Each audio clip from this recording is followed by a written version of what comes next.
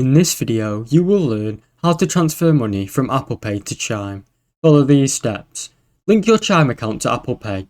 Open the wallet app on your iPhone. Then, tap on your Apple Pay card and select Add Bank Account. Then, link your Chime account. After that, transfer funds from Apple Pay to your linked bank account. Open the wallet app on your iPhone.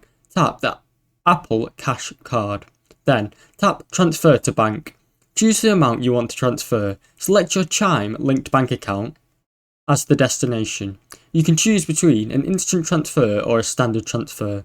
An instant transfer has a fee, however, is quicker. The standard transfer is free but usually takes 3 business days. Then, confirm the transfer and Apple Pay will send the funds to your Chime account. Once the transfer is complete, the funds should show up in your Chime account. For an instant transfer, the funds should appear almost instantly. Thanks for watching. Don't forget to like and subscribe.